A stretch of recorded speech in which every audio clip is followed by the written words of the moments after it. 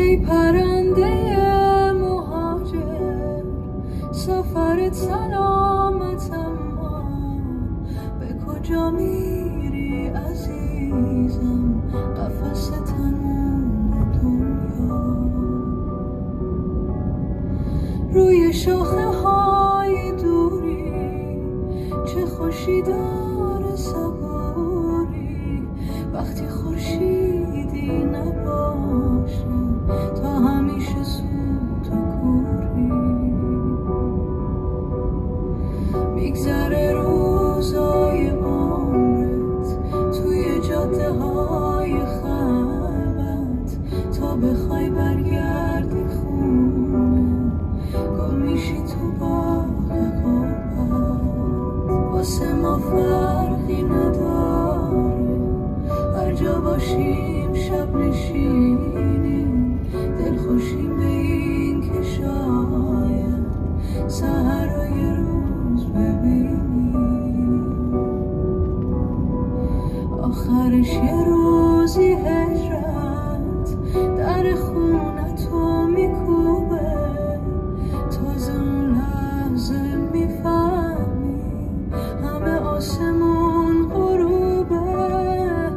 آخرش یه روزی هجرت در خونه تو میکوبه، تازه اون لحظه میفهمی همه آسمون غروبه.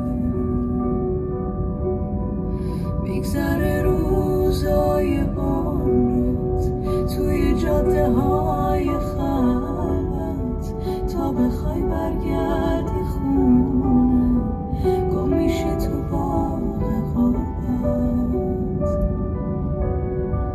واسه ما فرقی نداره هر جا باشیم، شب نشینیم دلخوشیم به این که شاید سحرای روز ببینیم.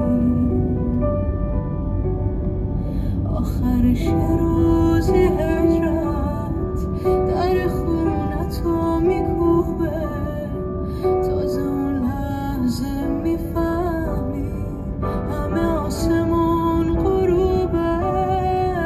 آخرش یه روزی هجرت در خونه تو میکوبه، تازه اون لحظه میفهمی همه آسمون غروبه.